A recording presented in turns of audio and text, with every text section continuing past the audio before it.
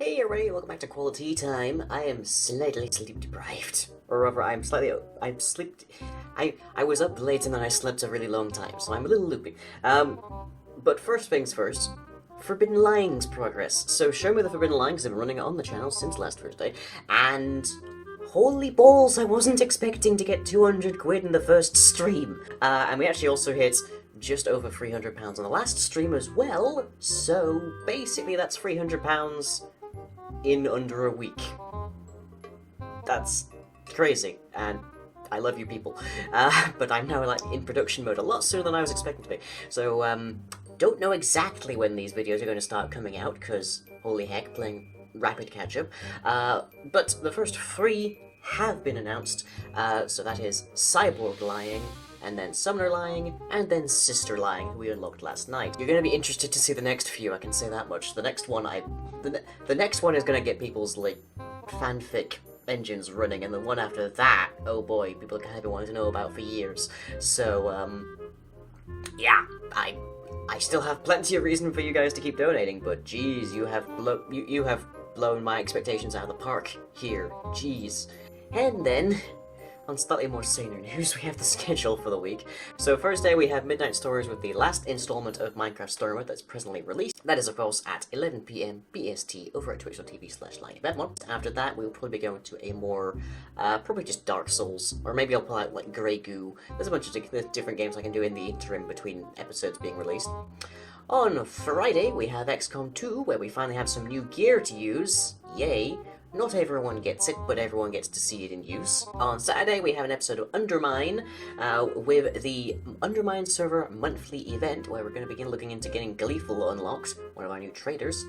And we would normally have a D&D stream, but Mikachi is away, and Monkey has been swamped too much to actually get his character up for the next campaign, so Path of Steel won't be starting this week. We'll be having instead a Dark Souls free stream, where I will probably be using my Sir Lying character instead of my Witch character. On Sunday, we then have Edgington, where there's a lot that happens in this episode, so I'm just going to give you like the one like sentence: Aeneas Christ.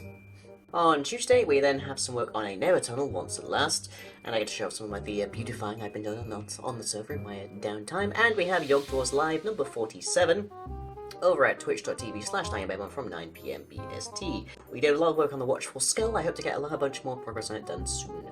And then, of course, we close on Wednesday with some XCOM 2. You know, just relaxing, shooting folks. Whole ton of folks. Whole bleeding ton of folks. And that then brings us to the questions. So Lying Answers is of course drawn from the questions of the preceding video. Put your questions in the comments down below, and maybe I'll answer them next time. So, our first question comes from Mervelis Holt, which I'll admit I initially read as Marvelous Bolt. Maybe that's a pseudonym we could use, you know. Will we learn more about Sir Lying's mother? Well, if you haven't today, so, how do I put this? Sir Lying's mother, Miss Harrister, was sort of a concubine. Or rather, when King Resting was a lot younger, he was a lot more frivolous with his time, is about the best, like, most polite way I can put it. Sir Lying's mother is basically a commoner. It doesn't have much in the way of, like, finance. Pretty much just lives on the kindness of others. Barely managed to raise Sir Lying, really. And did it as a single mother, to her credit. I don't think Sir Lying's mother is going to be turning up in a video, because that would require that Sir Lying be back in Baidmon, or that she travel out of Baidmon, and she's not quite well enough and young enough to be doing that. Not in the kind of, like, time period of Night of Fangs, anyways. So, alas.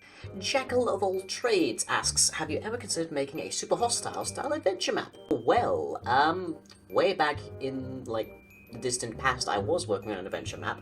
It was huge, and it was more meant to show a Minecraft world that has, like, endured several periods of development of the game. So, like, there are parts that used old minecart boosters that no longer work. There are parts that used more, like, complex piston contraptions and that kind of thing. Just sort of moved on from that. That map got lost ages ago. I don't know what happened to it, really. Probably got lost in some kind of hard drive crash. Have I considered making an adventure map? I made a minigame. I made the Fame minigame, which might still see release if I ever get around to updating it. After that, not really, because it requires a lot of time and effort, and then you release it, and it's like maybe you're popular for a few weeks and then it dies down, so it's not necessarily the kind of thing I have the time to put my energies into. But yeah, you know, I can find vents for my creative outputs like that, like D&D and like Dungeon Maker, so check those out. And final question for the day comes from Booked Books. How does one get involved in your community without writing or drawing? Well, talk to me on Tumblr, pop into the chat on streams, like the videos. That's about it. And I hope you've enjoyed this particular installment of Quali-Tea Time. It will, of course, be back next week. And other than that, hope you all enjoyed. I'll catch you all